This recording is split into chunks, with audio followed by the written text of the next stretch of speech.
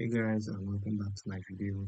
And today we're going to be talking about Manchester United's last preseason game against Fiorentina. So this is going to be a special game because obviously David De Gea is gonna be back at Old Trafford. So it's gonna be nice for us to see him maybe one more time and give him a proper send off because we didn't really treat him well before he left Manchester United. So it will be a good game for us to see the here.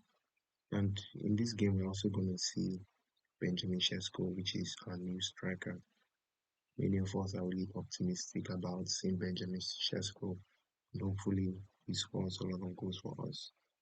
So it's a really special day on Saturday when we face Fiorentina because we're going to see David here and Benjamin Sesko as a real, as a new Manchester United player. So it's going to be really positive. A lot of optimism going into this game. Obviously, our preseason games, we've been playing teams from the Premier League. That's Leeds, West Ham, Bournemouth, and Everton. But the final test before we face Arsenal in the opening day of the Premier League, or our first game of the Premier League, is Fiorentina, an Italian team. So it's going to be interesting to see how we actually cope. But there's actually one more preseason game that we have. But I don't know when that game is going to be because as part of the deal to sign Benjamin Sesko, Leipzig also included a friendly game. Yeah, and all the revenue generated during the game is going to be added into the fee that we paid for Benjamin Sesko. So it will be interesting to see when that game will take place. So ultimately, we have like two more preseason games. Yeah. So this game, I hope we get to see some younger players like Sekou Kone, who wasn't used at all on the US tour. So hopefully Ruben Amorim finds space and throws him on maybe in the first half or in the second half. Yeah, and obviously Carrington is being opened today, which is Friday. Really exciting, a new start for the club. We left the old building, which saw our worst ever Premier League season, and now we are going into a revamped and upgraded Carrington.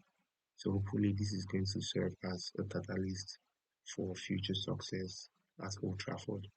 Hopefully it brings a lot of positivity, a lot of good vibes into the changing room, into the players for them to have good, up-to-date, world-class facilities to train well and be ready for games. So yeah, it's really positive that Sergeant Ratcliffe was able to invest huge amount of money, £50 million to be specific, into Manchester United's training ground, which was criticized by Ronaldo in the past as low class.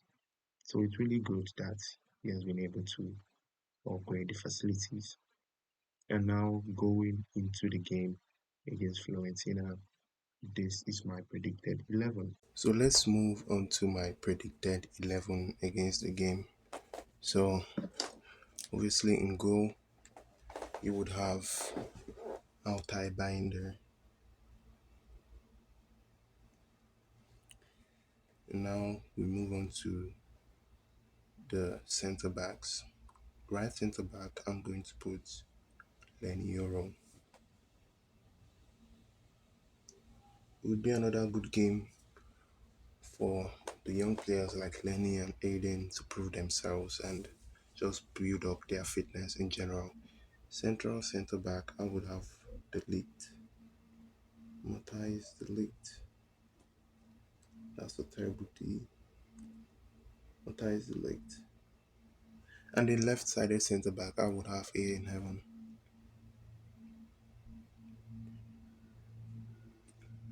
Good. So now we move into the wing backs. Right wing back, I would have Ahmad Diallo. I also think this is a good game for our new signings to prove their worth and actually score because the last games were Premier League oppositions and they were quite difficult. But Florentina is an easier test. So hopefully, the likes of Mateus Cunha and Brian Mbuemo can open up, or just one of them can open up their scoring accounts at Manchester United. Left wing back, I would go with Patrick Dogu. Dogu. Yeah.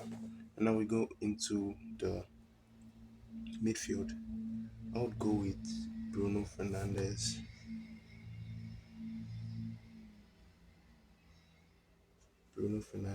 and Manuel Ugarte. Now, this also brings the debate of where Kobe Mainu actually fits in this system, because Kobe Mainu, I don't think he's a defensive midfielder, and he doesn't have the intensity to play with Bruno Fernandes, because Bruno Fernandes himself is not a defensive midfielder. Both Bruno and Kobe are attacking minded players, while Ugarte is a defensive minded player. Now for the pivot, I believe it's good to mix it with a bit of attack and defense. So that's why I went with Bruno and Manu. But if we're to go for defense or attack or another way round, you can also go with Kobe Menu and Manu Ugarte, because Manu is defensively good and Kobe is attacking. Is good attacking wise. Now we go into the defense. Obviously, go with Brian Mbuemo and Mateus Cunha. Now the striker, you can choose to play Chido up front. Obviously, I think Zexi, I think he's going to be at the bench. Hopefully, he makes the bench because I saw him training. He can play Chido, but I would play Holland to see how he copes. Hopefully, he scores and we'll just shut down the rumors a little bit about his future and if Rasmus should go or Rasmus should stay, because obviously Sesko is coming in. So I'll go with Rasmus Holland. Now, that's another debate to have in the comment section below. Would you want to keep Rasmus Holland, or would you want him to go on loan, or sell him permanently? Because keep in mind, we're only going to be playing in the Premier League and we don't play in Europe. So just Premier League and domestic competitions. And we're going to have Benjamin Sesko, Joshua Zexi, and Chido. Would you want to keep Rasmus Højlund to be like a backup striker to Benjamin Sesko, or would you want to just use Zexi and Chido? Now, keep in mind that Benjamin Sesko can get injured, or Chido can get injured, or Zexi can get injured. Who would you have left? For example, if Chido gets injured, let's see, have Zexi and Sesko. Now, some games you would want to bring out Sesko and play with another striker. Maybe he had an off game or he's tired. You would now have to change systems to go with Zexi, who is like a fourth line. So get your thoughts down in the comment section below. Would you want to keep Rasmus, or would you want to sell him? Get all your thoughts down below. Give me your predicted 11. Thank you guys for watching United Rotics. Like, comment, subscribe, and I'll see you guys on the next video. Cheers.